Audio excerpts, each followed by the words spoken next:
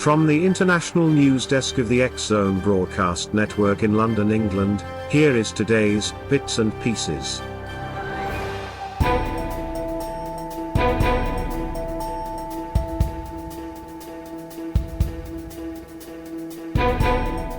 Hello everyone, and greetings from the realm of McConnell Media Company Broadcast Centre in the United Kingdom. I'm Karen McPhee. Today is October 20th and here are the days that are recognised in some parts of the world. Dress like a dork day. Evaluate your life day. International Adjust Your Chair Day. International Gin and Tonic Day. LGBT Centre Awareness Day. Multicultural Diversity Day. National Clean Your Virtual Desktop Day. National Seafood Bisque Day. New Friends Day. Rainforest Day. World Pediatric Bone and Joint Day. Rob, here are a few of the stories that have crossed our international news desk that I thought the X-Zone Nation would enjoy. Cow hugging, an alleged wellness fad, has people cuddling farm animals to relieve stress. In the increasingly hectic and stressful year of 2020, people are seeking calm wherever they can find it, from frolicking through the fields to adopting plants. But now there's another natural way to restore your cortisol levels: cow hugging. People in several parts of the world have begun to embrace the alleged wellness trend, which reportedly originated in the Netherlands, where it is known as koe-nuffelen. According to the BBC, the practice of cuddling cows is supposed to reduce stress in humans by releasing the bonding hormone oxytocin. Cows are chosen specifically for their warm body temperatures and calm demeanor. Farms in the United States and Switzerland have also adopted the wellness fad, which, according to a 2007 study in the Applied Animal Behavior Science journal, also benefits the cows. The researchers found when the animals are rubbed, massaged or pet, they experience relaxation and pleasure as well. A very moving story, wouldn't you agree? And then there is this story. The more money you spend on this, the more likely you are to divorce. A 2014 study, published in Social Science Research Network, found that as the price tag for the wedding went up, the likelihood a couple would stay together went down. Researchers found that for each jump in wedding price, the divorce rate shot up. Couples who spent $1,000 or less on their wedding were 53% less likely to get divorced, while those who spent anywhere between $1,000 and $5,000 were 18% less likely to part ways. On the other end of the spectrum, if a couple dropped $10,000 to $20,000 on their big day, the marriage was 29% more likely to end in divorce. And blowing over $20,000 on a wedding made couples 46% more likely to split. And for all the bacon lovers out there, and I know that Craig West, your studio producer, is listening. Breathable Bacon Face Mask gives wearers the aroma of bacon. A US company is offering fans of breakfast meats the chance to enjoy the scent of sizzling pork anytime they want with a bacon-scented face mask. Hormel said the Black Label Breathable Bacon Mask uses the latest in bacon smell technology to give the wearer the experience of smelling bacon anytime they don the COVID-19 protection accessory. Bacon fans can register to win a bacon-scented mask until October 28th at breathablebacon.com. And since it is fall and all the leaves are falling in North America as well as here in the UK, you're probably raking leaves all wrong. 'Tis the season for viewing full foliage, which means the less lovely season of raking dead leaves isn't far away. You may want to brush up on your raking technique, because apparently there's a wrong way to tidy up your lawn, according to the spruce. Several wrong ways, in fact. First, you'll want to check your tool shed to make sure that what you have in your possession is, in fact, a leaf rake. There are over a dozen different kinds of rakes suited to different tasks, and it's easy to mistakenly use the wrong kind. Leaf rakes are a little like lawn rakes, except they have plastic instead of metal tines, and yes, it makes a difference. Visit the X-Zone Broadcast Network website at www.xzbn.net for all the programming that is available 24/7, 365 days of the year, with our compliments. For the best of paranormal, parapsychology and sci-fi television, subscribe to the X-Zone TV channel available exclusively on Simul TV. Do you have a story that you would like to share on air? Send me an email to Karen McPhee at rel-mar.com, as it is always wonderful to hear from the members of the X-Zone Nation. Well, that's it for tonight, Rob. So from everyone here at REL-MAR McConnell Media Company in the United Kingdom, I am Karen McPhee reminding one and all to stay safe, stay healthy, and together, we will get through the COVID-19 pandemic.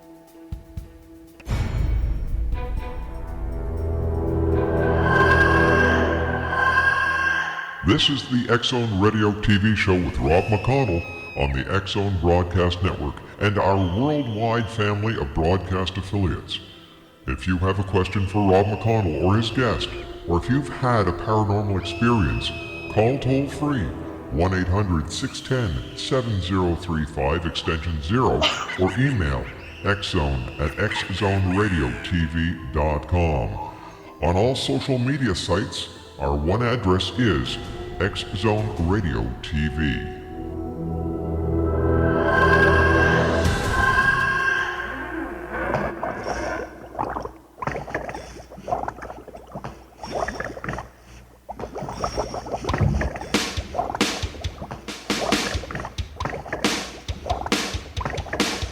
I was working in the lab late one night when my eyes beheld an eerie sight. For my monster from his slab began to rise, and suddenly, to my surprise, he did the mash. He did the monster mash. The monster mash. It was a graveyard smash. He did the mash. It caught on. And welcome back to the X-Zone, everyone. My name is Rob McConnell, and for the next 4 hours, I'm your host and your guide as together we cross the time-space continuum to this place that I call the X-Zone. It's a place where people dare to believe and dare to be heard. It's a place where fact is fiction and fiction is reality. And the X-Zone comes to you Monday through Friday from 10 p.m. Eastern until 2 a.m. Eastern, right here on the X-Zone Broadcast Network, Talkstar Radio Network, Mutual Broadcast Network, and our family of broadcast affiliates right around this great, big, beautiful world of ours.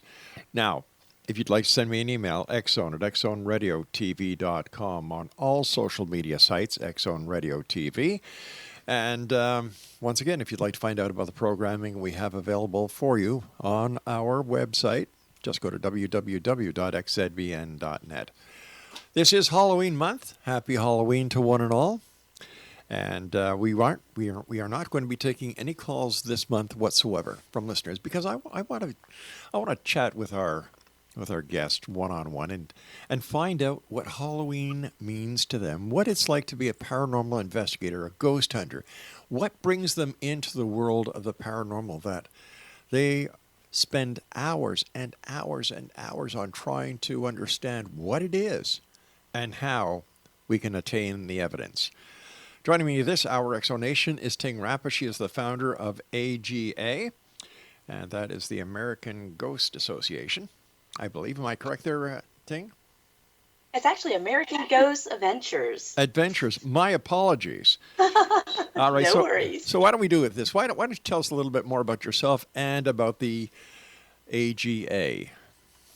No worries. So I am, like you said, the founder of American Ghost Adventures, which is located in Orlando, Florida. So we do paranormal investigations and tours here in Orlando so that normal people can come and investigate with us and hopefully experience some paranormal activity and go home with a ghost story of their own. I personally have done ghost tours for about 16 years now professionally, and it's a lot of fun to me. It's part of my regular everyday life at this point. How haunted is Orlando? Very haunted. A lot more haunted than a lot of people will give them credit to being. A lot of people will believe that Orlando is just too new to have any haunts. Yeah. And that's just not true. They believe that Orlando's only been around since 1971. And we know that's false because 1971 is when Disney came to town. And yes, they put us on the map. But Orlando's been here quite a long time. Speaking about Disney, have you had any reports of paranormal activity at the Disney World in Orlando? Absolutely. Really? Absolutely. If I had to choose any haunted place in the world to go ghost hunting, if they were like to say, hey, you can go anywhere in the world and go ghost hunting, I would actually choose Disney for an entire day. Well, Just give me the whole theme park. Well, I must tell you, my wife and I own a condo in Orlando, and we've been frequent visitors to the Disney there. And I must say that the people of Orlando are the nicest people in the world. They are. We're all hospitality driven. We want you to come back. Yeah. So it's a lot of fun here. And that's just it. Part of that, that's part of the reason why people don't want to talk about the dead or ghosts and stuff like that. They don't want to scare family people away. And I think over the years and the decades now, people have realized, you know what, it's okay to talk about them. It's another Sure. way of remembering those have passed on and are no longer on earth with us. So it's a new way of, like I said, remembering somebody. Why do you think there's so much stigma associated with death and dying in North America, where in other places, for example, Ireland, they celebrate the life of the person. They have a party, and yet here it's very sad, very Taboo, different. right? Yeah, exactly. I think it's just that I think certain religions prohibit that you don't have anybody left behind. It's the happy place or the place of death. There's nothing in between. There's nobody that's caught there. And so also, once somebody passes away, most people try to brush that, move on. Whereas other nations and other countries, like you said, they have Day of the Dead, they have worships, they have, ceremonies that pretty much remember the dead. It's one of those things where I tell people there's two deaths: the day you physically die, and the day that people no longer remember you. Isn't that so the you truth? separate that. What brought you into investigating the paranormal and being so involved with ghost tours and other aspects of the paranormal that you deal in? It's kind of funny, to be honest with you. If you had asked me a couple of years ago about ghosts, I would have looked at you and walked away. I did not want to do the paranormal stuff. I was really, really frightened by spirits and ghosts. But for the fact that they have been in my life my entire childhood, growing up and everything else, they circled around me and basically brought me to do ghost tours. And everything pointed that way. My parents are Buddhists, so we are not to talk to the dead. We are to worship the dead, remember them, put out offerings to them, but we don't ever question them. So when my parents realized that I was actually communicating with the other side, it kind of frightened them a little bit.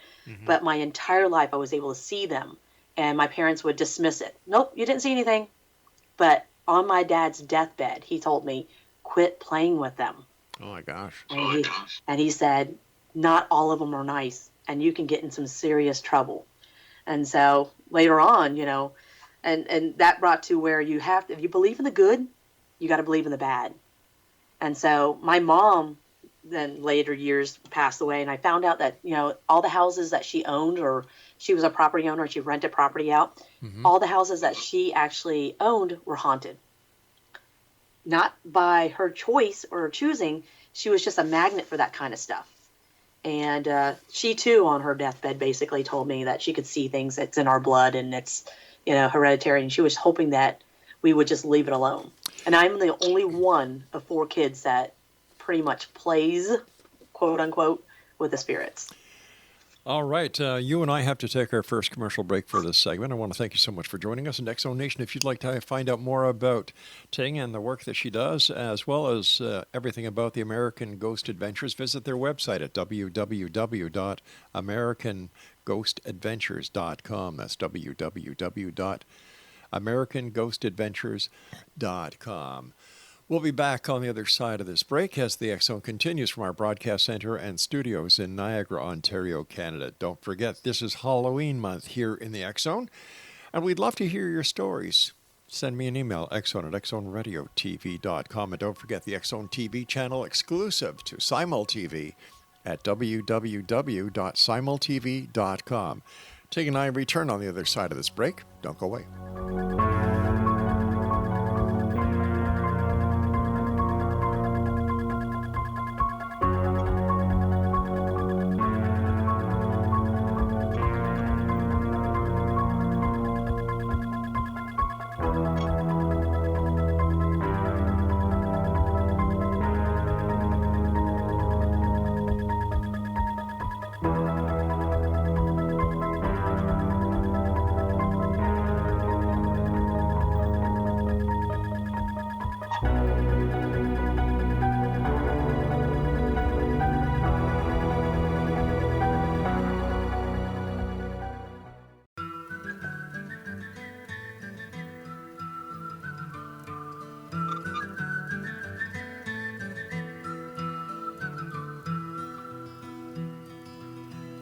all around old Cape Horn, ships of the line, ships of the morn. Some who wish they'd never been born, they are the ghosts of Cape Horn.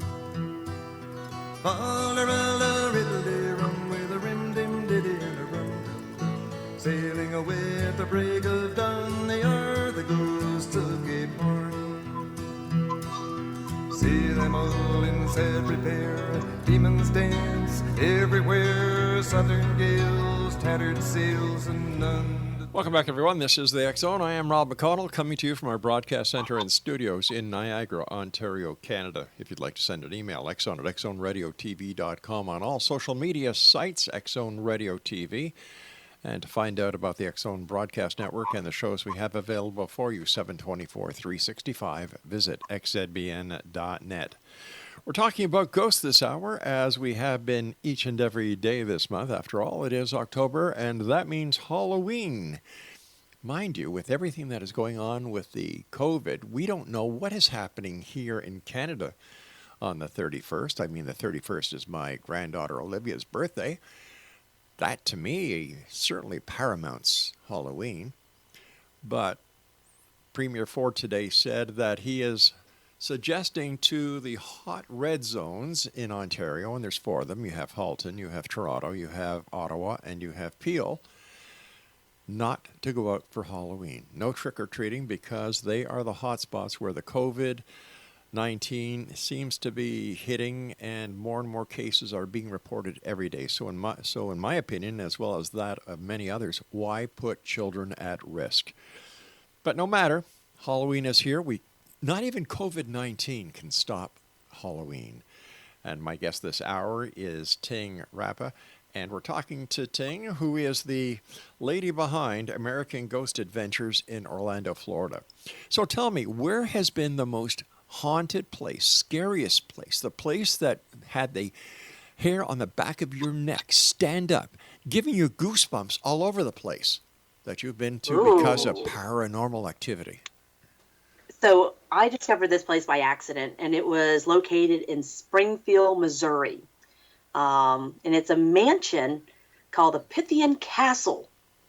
And I was Googling things to do. Every location, every vacation I go on, I always look up ghost tours and find the most haunted places to go and sightsee and just learn about the local folklore there. And this mansion, castle, was so incredible. As soon as I put my foot on that step, I just knew that there was just some dark energy there. And it didn't disappoint. First initial entrance of it all, I saw a tall man in a uniform standing behind a chair where my husband was about to sit down. And my husband, I would tell you, is a skeptic. He doesn't believe in any of this stuff. And he went to go sit down. I said, don't do that.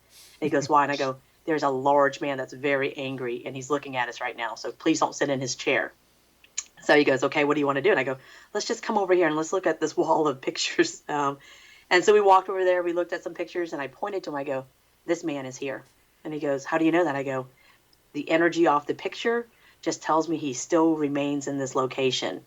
So after that, we went into a briefing room where they were going to tell us where we were going to go, what the rules of the mansion was and everything. And as soon as we started, there was only 8 people that evening. Right. One of the doors just opened on its own. And the girl looks at everybody, and she walks over there and she casually just closes the door again and continues with her speech. And then she goes, does anybody have any questions? And I raised my hand. I said, was that normal? And she goes, no. And she goes, and there's no air conditioning that's blowing that.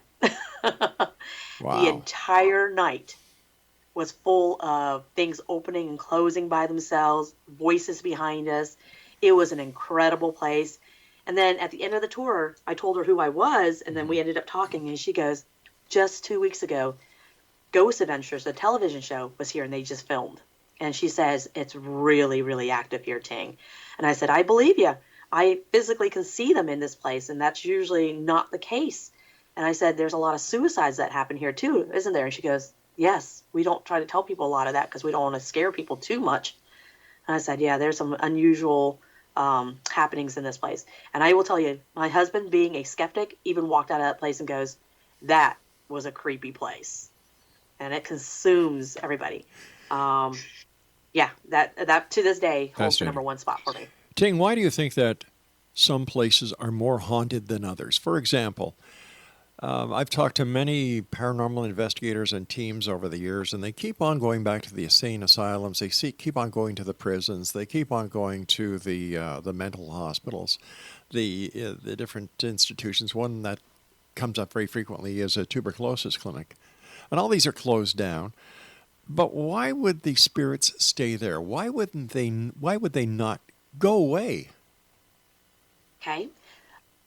I'm one of those people that will not go to like the insane asylum and stuff like that because I would not have gone there and living life, if that makes any sense. So, it does. I don't deal with negative energy for the most part. I try to help facilitate a lot of stuff. And most of the places that I have seen that are haunted are places of probability. Let's say most hotels, whether they're brand new or not, just because of the sheer number of people that go through there, something's going to get left behind. Same thing with Disney. That's the reason why, I would say that's probably one of the most haunted places, because just the sheer number of people going there. It's kind of like the analogy of if you're on the highway more often than somebody else, you're more likely to get in a car accident than they are that stays at home. So it's the same thing. Places that have high volume of traffic, high volume of emotion, life decisions and stuff like that will trap energy behind. I've also noticed that certain architecture will house energy also. So it's kind of weird. Certain land, depending on what it was used for. That's why the Indians were able to have, Indian burial sites and stuff like that. They knew those places had special powers or special energy. It just felt a little different. And they're, hoping that their loved ones could come back again. Just depending on the environment. Well, in your opinion, what is a ghost? What is a spirit? A spirit is just energy. It is just energy because we know energy can't be destroyed. It is energy that is in between, meaning if you believe in reincarnation, it has not reincarnated into a soul yet, or somebody that does not want to be, quote unquote, cleansed to go on to the next phase. So they're just stuck behind. Like you talked about the tuberculosis places, some of them don't know that they can move on. Others choose to stay there because they're comfortable with that environment. I think one of the most eye-opening conversation I had with somebody was, they're like, Ting, what is heaven and hell? I said, well, theoretically, heaven is a place that you find pleasure. It's supposed to be good. If you had to describe it, people would describe it as clouds with the pearl gates. Hell is something dark with flames and just anguish. And he goes, have you ever heard of heaven on earth? And I said, yes, I have. And he goes, well, what happens if heaven could be on earth? I said, you are absolutely correct. You just opened my mind. Some of these spirits are here because this is their heaven. They remain here because they want to stay here. So it's not because they're trapped all the times. Certain percentage are trapped.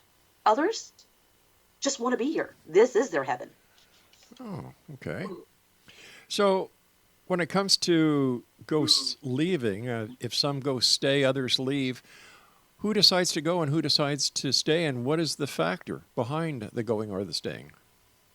That's the $1 million question. That really is the $1 million question. Who gets to become a ghost? Who gets to go where? How do they decide to stay? Who gets to make that decision? We don't know. Right. And in the 16 years of doing this research stuff, I still have not figured that out. The only thing, like I said, that I have come clear with now is that not all of them are trapped. I've had conversations with some of them that says, this is where I want to be. And there's this thing called object haunts. Some objects to some people are so precious that even in the afterlife, they can't leave it. So they decide to stay with their object. It's incredible. So where do you think we go? Do we go to what we call heaven? Do we go to where we go, what we call hell? Or do we go somewhere else that we haven't discovered yet? I would say we get to go to wherever we're comfortable with. I think we are supposed to be in a protocol. Okay. After we die, we're supposed to leave our body. We're supposed to go somewhere, to reincarnate to get into another body, because they've actually had scientific studies where young children can remember their former lives where they haven't been, quote unquote, cleansed, if that makes any sense. And they're able to, reincarnate themselves and remember their former lives. They could tell you where they were born, where they lived, and where their grave is at. That's incredible. It is. So, yeah, I mean, I guess we are supposed to go somewhere, and some people decide not to follow the path. They get off the beaten path and stay on Earth or go wherever they need to go to defy the purposes. Now, can people who go on ghost tours actually be followed home by a ghost? Yes. And we've had that happen. And we laugh about it quite often because we bring work home to a whole new level. Our ghost ambassadors, I always joke with the new ghost guides. I say, listen, when you do this, there's going to be a change in the home life. And they were like, what are you talking about? I go, they will follow you home to see who you are, what you do, and what kind of person you are.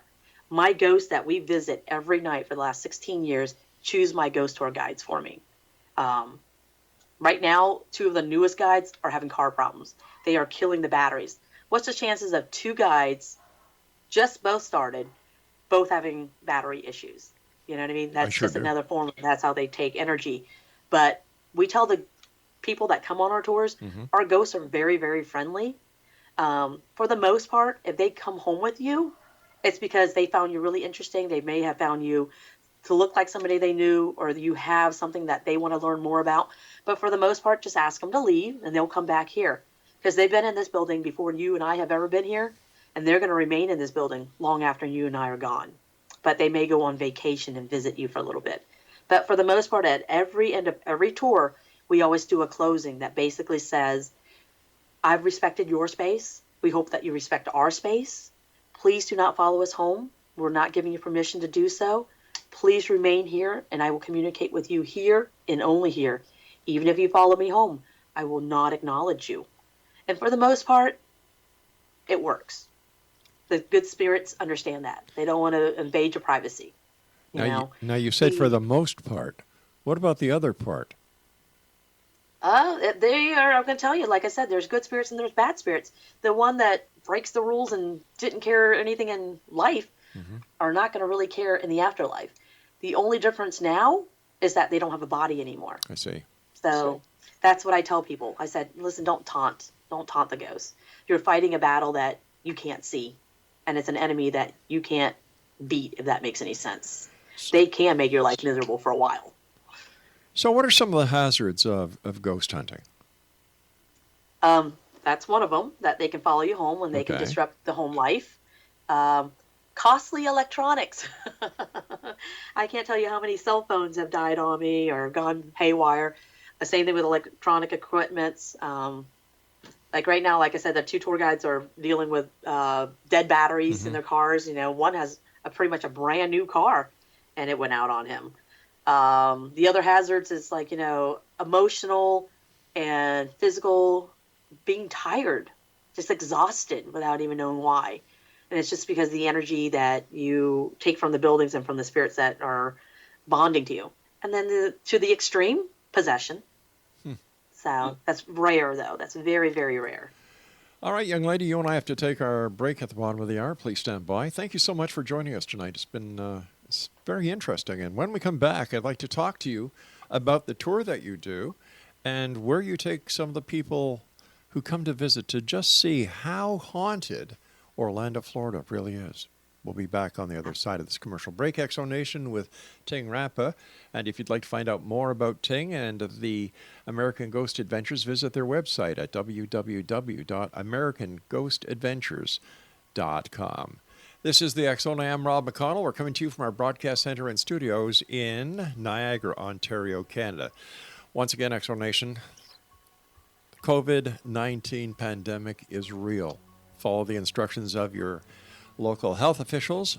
Social distancing is a must, and it's also advisable, and here in Canada, to wear a mask. We'll be back on the other side of this break. Don't go away.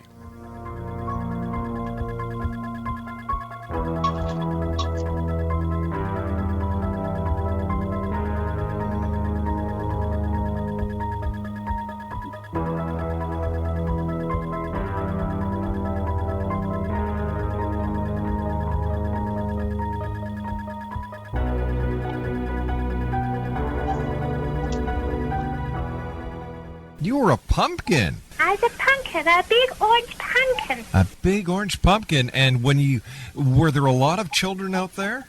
Not so so much. No, did you get a lot of candy? Yeah, I got a lot of candy. Mommy's eating all the chocolate bars. Well, tell Mommy that's your candy, honey. Okay. Tell her. Stop eating all my chocolate bars, Mommy! Daddy's sick!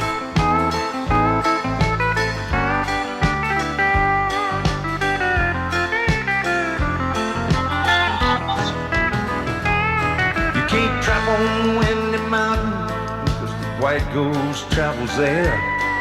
Some say that it's a Yeti, Snow White's the color of its hair. Just like the dinosaurs, he should have died off long ago. But a will to survive has kept him alive in Alaska's frozen snows. Tales around the campfire. And welcome back, everyone. We're talking to Ting RAPPA tonight. She is from Orlando, Florida, and she is one of the people who takes people on ghost tours in Orlando with American Ghost Adventures. Where exactly in Orlando do you take people? I mean, besides Disney.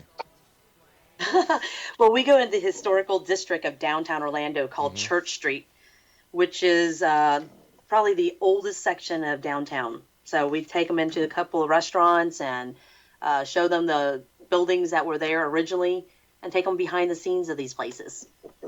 And how long does the tour take? Well, we have what we call our sample tour that gives you history, ghost stories, and a mini investigation so you can touch some of the equipment. And that one is 2 hours long, and that's probably our most popular one. And that's one that has been running for about 16 years with us. So that's our original tour. So when you're on the tour, do people see ghosts? Do they have the experience of the paranormal feeling that people get when they claim to be in the presence of a supernatural force? It is all going to be in your attitude. So I always tell people, don't hog-tie somebody or force somebody to come on a tour that doesn't want to be there. It's kind of like going to a party with somebody that doesn't want to be at the party. Yeah. It kind of ruins the mood. So it's the same thing we tell people. We tell people that our tours are for entertainment only, just so that people don't expect to see a ghost. We're not a haunted house where somebody's going to jump scare you or anything like that.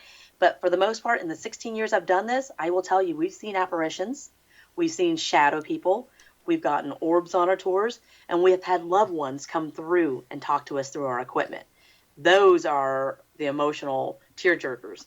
That's the reason why we tell them that it's for entertainment only, because if we told them that we can truly communicate with the other side, people would go, hey, Ting, I need to talk to my mom. I need to talk to my dad. And, if we disappoint them, at that point, they'll think we're fake or whatever. But if it naturally comes through during the tour, it's amazing. So for the most part, I already know where the hot spots are in downtown Orlando, and I can tell you where most of the paranormal activity happens. But most of our guests that come on the tour sometimes don't even know that they're psychically sensitive, and they learn that on our tours. And they may get to meet whoever follows them or guards them as their guardian angels. And sometimes they come through and relay messages on our tours, and it's incredible. What kind of equipment do you use when you're on your tours that you let the people who take the tour with you use? So on our 2-hour sample tour, because it's only 2 hours and a mini investigation, we only use the K2 meters, the flashlights to have like a spirit talk through it, and then we use dowsing rods. Now, if you were to do our 4-hour tour, we would add those things in, plus the spirit box, the REM pods, the ovulis, and the spectroscopes and stuff like that. And sometimes we have a flare that we use also every once in a while, and the night vision goggles. So we're able to use more equipment on a longer tour. Tell me about the flashlight. So the flashlight's a real simple way to communicate with spirits on the other side, and it's probably one of my favorite ones. So you use a mini mag light. Hopefully it's going to be incandescent. It's easier on the eyes. And all it has is a AA battery, a spring, and a bulb. So what I do is I turn it on to show people that it is working, and then I turn it to where it turns off, where I disconnect the battery from the spring, and I'll shake it, and then I'll place it down where I think a spirit might come into the room and speak with us. Usually it's a few feet away, so that if they're shy or they're intimidated by us, they can at least go in that side of the room and touch the flashlight. And because spirits are made of electromagnetic energy, they're able to fill that gap and turn that flashlight on. Now, skeptics will tell you, Ting, it's heat related. It's the battery heating up and turning on by itself. And we've debunked that. Yes, that does happen, but I'll have multiple flashlights by the same manufacturer using the same environment, using the same types of batteries, and I'll put it in there, and 1 out of the 3 or 1 out of the 4 will turn on. And when it does turn on, I'll say, Spirit, if that is you controlling that flashlight, please don't touch it anymore. Please step away from it so the light turns off, and it turns off at that moment. So I don't know about you, but I don't think heat can just turn off at that point. So now we're having a full conversation with the Spirit. That's rather interesting. Has it been proven scientifically? Has it proven scientifically? Depends on which scientist you ask. So I will tell you, guests that have seen this have taken my flashlight apart, put it together, or they'll purchase a flashlight where I have not touched it. They put the battery in, put it down, and it works. Wow. And they will call me weeks later and go, hey, we had a spirit at our house and we've been very curious who's there. Thank you for showing us this. And I said, you got to debunk it now. Make sure that it's, if you twist it not enough where the battery will touch the bulb, of course, or the spring, of course, it'll turn on. And you want to shake it to show that vibration is not the cause of this and that there is a gap between it, and put it down. And if they obey you by going, hey, can you step away from the flashlight? And they answer questions pretty immediately, I think that would be proof enough that somebody's controlling it. It's not the heat doing it. Why do you think there's so much interest in the paranormal these days? It's the unknown. Now it's not taboo to talk about. It's a step away from reality sometimes. You watch the news so much, it's so depressing. It's something that people can experience. They can see for themselves. It's almost, like you said, scientific, where, hey, let me show you how this works. Isn't that cool that there's something beyond us? There's something beyond death. They're not just going away and not being remembered. So it gives people hope. It gives them another way to remember their loved ones. But do you think that a person's belief and desire to have something happen plays a big part in not only in your tours but in other ghost investigations? That the will or the person's own beliefs play a major part in any activity that happens? Yes, sometimes it does. Because sometimes I can debunk something, but that person is saying, that is my mom that I'm talking to. I cannot break their heart and tell them, that is not your mom. It is a spirit that we're talking to. But just like in life, they were people at one point in time. And there's some mean spirits that can play some tricks on you. You know what I mean? That can pose somebody else. In those cases, we actually will give multiple questions to the spirit. If somebody comes through and they say, this is my mom, I know it's my mom. We play what we call the alphabet game. I don't know their mom's name because we just met on the tour. We'll go through the letters of the alphabet. The flashlight will turn on a letter. And I go, did your mom's name start with that letter? And they'll go, yes or no. And then I go, come over here and write down your mom's favorite color. And then we'll ask the spirit, I'm going to give you 4 colors. And I want you to turn on the flashlight when you hear your favorite color. When they hear their favorite color, it turns on. We verify that identity of that person. Sometimes it's a false. It's a false negative, And then the other one, it is truly the person that we're talking to. It's incredible when that does happen. And it brings closure to some people to know that their loved one's okay on the other side, that they come to visit or they're watching over them. But what about people who go on the tours and they're with other people who have these phenomenal experiences and they experience nothing? How do we account for that? Well, they get to watch that it happens. That, we didn't choose these people. And I tell people, let's say a group of 10, and all of a sudden these 2 people are here for some reason, get more activity than anybody else. Right. There's what we call ghost magnets, or, sometimes a beacon. And I'll ask them, have you ever had paranormal activity? Most of the time they'll say yes. They'll say yes. It's almost like if you've seen a ghost, experienced some paranormal activity, they mark you somehow from the other side, that they know that they exist.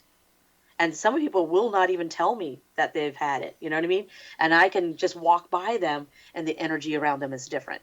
One of our tour guides, for example, is a homicide detective. And when I met him, we met at a haunted hotel that he was staying at, and we were just doing a tour there. And we'd gotten paranormal activity all night long, but we went into this one other room, and I looked at him. I said, "It's different in here." And he goes, "What do you mean?" I go, "These spirits belong to you. These are not the hotel spirits. These came with you." And I said, "One's really good and the other one's not so nice." And I said, "They're arguing at this point in time." And he told me that he had a partner that was murdered by a criminal, and he shot the criminal, and they still fight in the afterlife. He says he wakes up with nightmares and they're still fighting. And I said, that's exactly who's in this room right now, because they are arguing and they are still battling it out. And I was able to pick that up without even knowing any of his history or not knowing that he was a police officer at that time. So how do you deal with skepticism? I'm sure not everybody you meet is a believer. Right. I will tell them American Ghost Adventures is not here to convince you that there are ghosts here or not. What I will do is I'll give you the history, I'll give you the ghost stories, and then we do the investigation, and I'll let you draw the conclusion in the end. Some people, no matter what you do, doesn't matter. They will not believe. They refuse to believe. My husband's one of them. My sister is one of them. My sister will say that, she doesn't believe in it because she's Christian. Everybody goes to heaven or hell. My husband, I think he just doesn't believe just so that he can sleep at night. Just the comfort of it all. There's some days when I am at work and he'll call me up and go, "Hey, whatever you brought home from the tour last night, you better tell it to leave." I'm like, "Well, why should it leave if you don't believe in them?" He goes, "I'm just saying that there's some unusual things going on at the house here. When you get home, you need to handle it." And I'm like, "Okay, thank you." In most houses, it's going to be who takes out the garbage, but in your house, it's who gets rid of the ghost.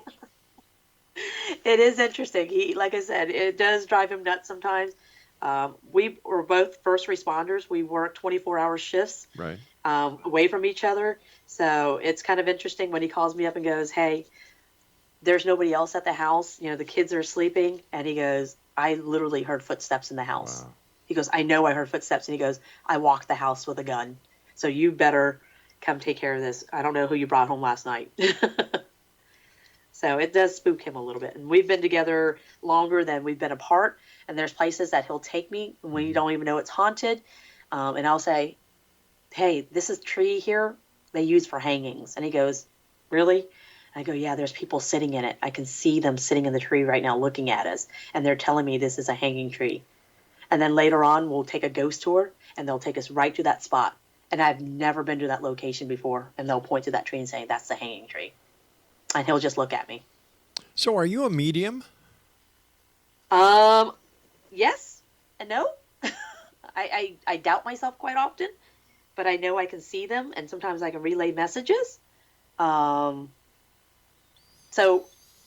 it took me a long time to say that I'm a medium, if that makes any sense, because I doubt my senses sometimes. I'm like, did I just make that up, or am I, I don't trust my instincts. I haven't developed it all the way, if that makes any sense. It must be I rather think the more haunted places you go to, Yeah. the more keen on things you are. Must be very hard at times, basically having one foot in one realm and another foot in the other realm. It is, because sometimes I see things and I'm like, "Please tell me you see that." And they'll go, "No." I work in a firehouse, and my crew for the longest time thought I was a witch. They thought I was a witch for the longest time. And we would go to car accidents, and that person that passed away in that car accident would come back to the firehouse with us and would be standing at the foot of our bed. And, in the morning when we'd wake up and we'd talk about it, and I said, "I had such the weirdest dream." And they're like, "Yeah, me too," kind of thing. And I go, "I don't think it was a dream, though. I think it was that person that we ran on." So since those things I've learned over the years, trial and error and stuff like that, that when I go to an accident and somebody's passed away, I always say out loud, "Please do not follow us. Please go towards the light or go home to your family and say goodbye. We've done everything we can. There's nothing else we can do for you." All right, Ting, stand by. We've got to take our final break. And X Zone Nation, Ting and I will return on the other side of the short break as the X Zone continues with yours truly, Rob McConnell, from our broadcast center and studios in Niagara, Ontario, Canada. Don't forget, you can always send me an email, xzone@xzoneradiotv.com.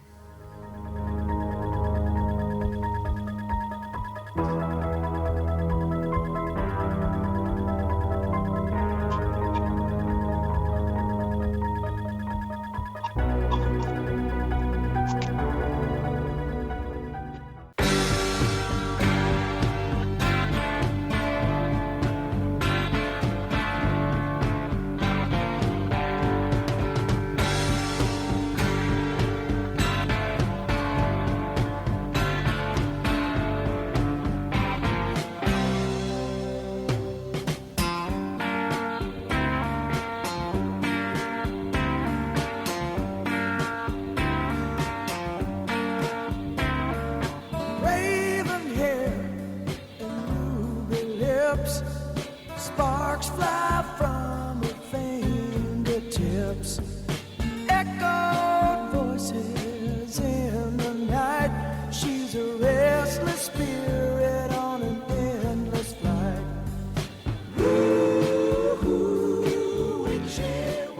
Ting Rapp is our special guest, X-Zone Nation, and if you'd like to visit Ting's website, it is www.americanghostadventures.com. Ting, in your opinion, what makes a good ghost researcher or ghost investigator? Somebody that is open-minded. I have trained actors to become investigators because they are able to interact with people, memorize lines, and be open-minded to things. Whereas if you have somebody that's already thinks that they're a ghost investigator, they're closed-minded already. They already know everything about things to know. So you can't teach somebody that knows everything already. So somebody that has an open mind would be the best investigator out there. Somebody that's observant, knows their environment, and is willing to learn. So what would you teach someone? I would teach them to be kind, not to how do you say it?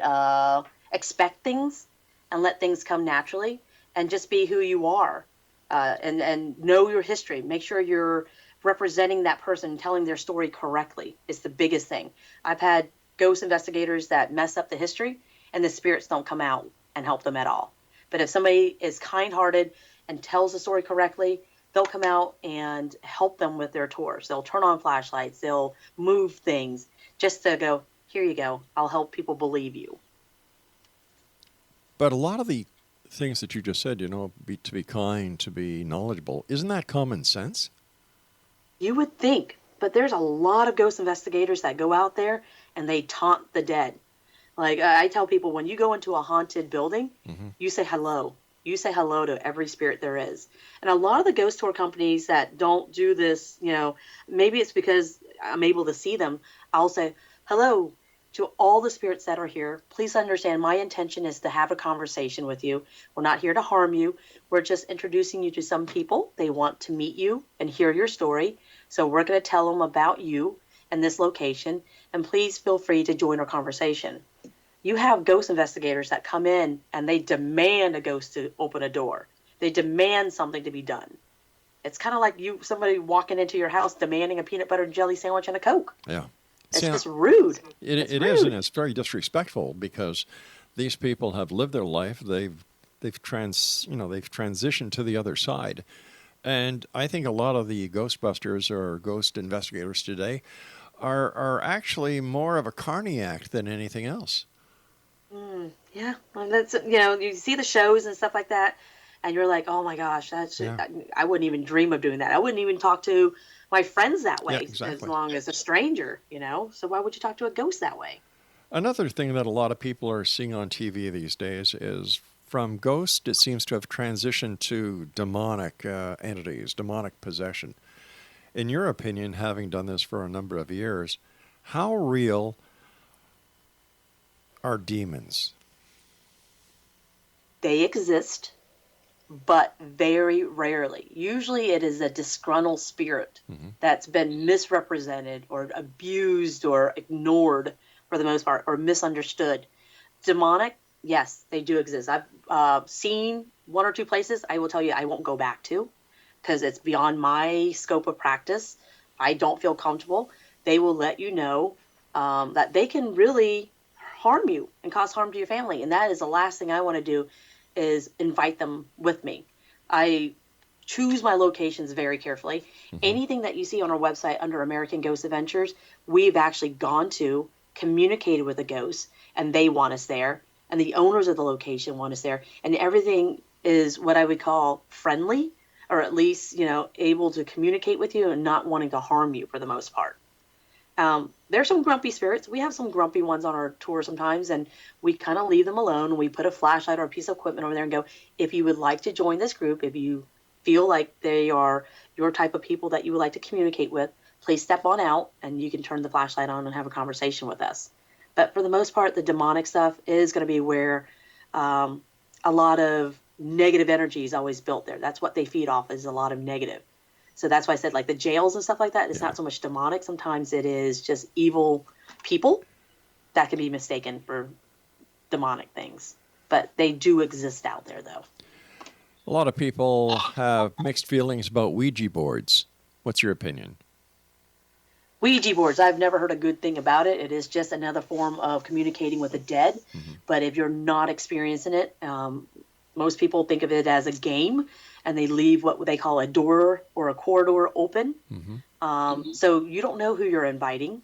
It's kind of like leaving your front door unlocked and going, hey, anybody want to come in? Gotcha. Come on in. So it's, I wouldn't advise doing it unless you knew how to close the door, saying goodbye. If you're okay with taking chances, I've heard mostly bad stories, these things that won't go away. Things start happening in their lives, things start going bad, and it settles down for a little bit, but later in life it resurfaces again. So I don't play with a Ouija board, and some people will live and die by it, but that's just it. It is a possession thing. It's an obsession with it also, where you have to play with it every day. You got to touch it so that you feel satisfied. And that to me is evil in its own. Why is it some people think their house is haunted, but when ghost investigators go there, the majority of the time the ghost investigation team cannot find anything? Is this the person's will that they want to have their home haunted? I think it's television. So that funny noise is there. It could be a ghost. If we can't, it might be a water pipe, but let's think ghosts. Like you just said, some people just believe things are haunted. But a lot of ghost investigators also don't understand that these people live in that house 24 hours, 7 days a week. You know what I mean? They're quarantined in these places now because of COVID-19. They know their environment better than most people. And then you have to take into consideration the person's mental state of mind also. So I personally have stopped doing private investigations because of ceremonies that people perform in their homes. I don't know psychologically what they are capable of doing, so I don't ever feel comfortable doing that. I will investigate private residence if it is a friend or a friend of a friend, somebody that I know. And I'll have to go back multiple times. If I don't find something the first night, that doesn't mean the house is not haunted. Mm-hmm. It's that spirit is not interacting with me at that time.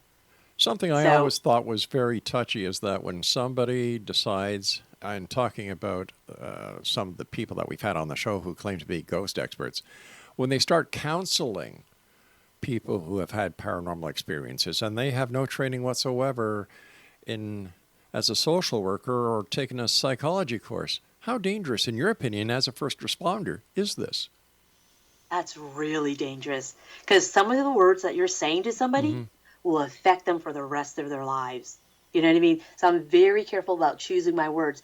Even if you go to a fortune teller or, a psychic and they tell you something, like you'll never mount to something. That's in the back of their minds for the rest of their lives. You know what I mean? I sure do. It psychologically will play with some people. Again, we don't know the mental capacity of this person. Are they on the edge of killing themselves? And did I say or trigger something that will cause them to kill themselves?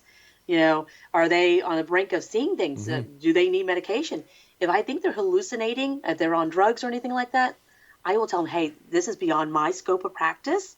I think you may need to go for some medical help. You may even want to consult with a preacher, but this is beyond what I can do for you. I can tell you right now, I don't think your house is haunted. I'll be glad to come back again if you like, but my professional opinion is that you may want to seek some other professional help. I don't think I can help you at this time. I won't put counseling. Like you said, I don't have that schooling for, and the words that I say could affect that person. I've heard a lot of paranormal investigators complaining that a lot of the places now that they used to go to and have access to do paranormal investigations are now charging groups, tours, and individuals to enter the premise. What's your opinion on this? They need to charge something so that they can preserve that location, especially historical sites.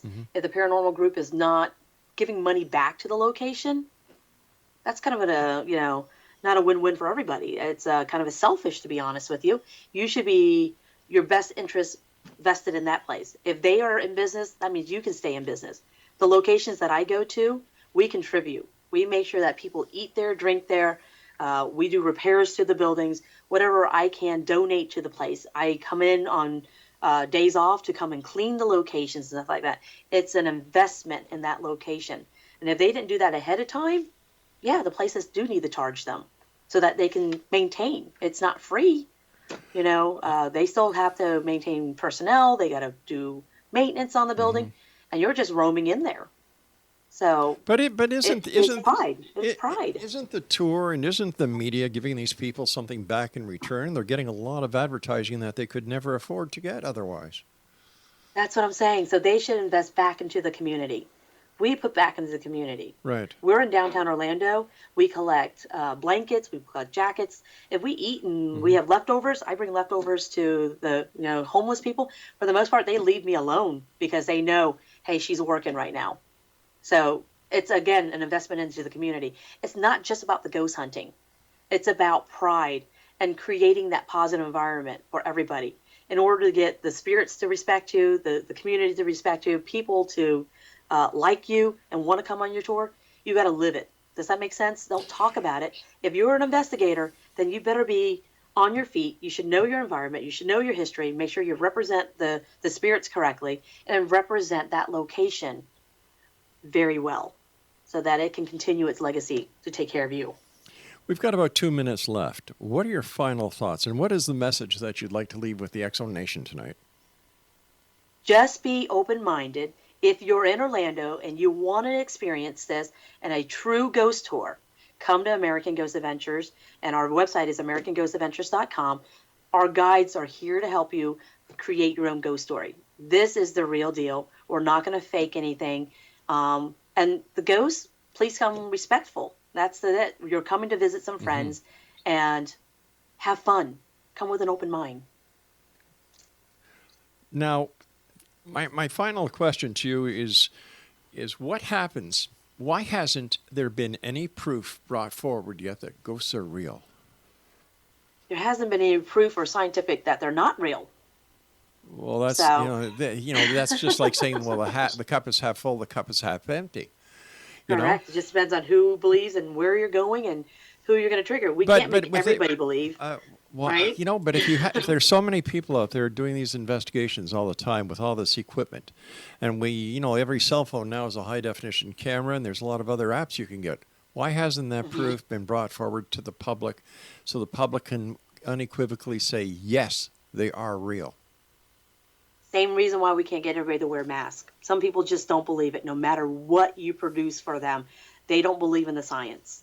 So if you even show them, hey, this is what touched you. This is what we caught on camera. No, that's camera trickery. You planted that there. You created that. No, I didn't. I was standing right here with you. They're going to debunk whatever you tell them. I've learned over the years, people are going to believe what they believe, no matter what happens. Until they, want to, they're not going to. Ting, I want to thank you so much for joining us tonight. It's been a great pleasure talking to you. And X-Zone Nation, if you'd like to find out more about Ting and the American Ghost Adventures in Orlando, Florida, visit www.americanghostadventures.com. Now, I'll be back on the other side of this commercial break with the news at 6.5 minutes past the top of the hour as the X-Zone continues from our broadcast center and studios in Niagara, Ontario, Canada. If you'd like to send me an email, xzone@xzoneradiotv.com, or on all social media sites, X-Zone Radio TV. And don't forget to check out the X-Zone Broadcast Network at www.xzbn.net. I'll be back on the other side of this break. Don't go away.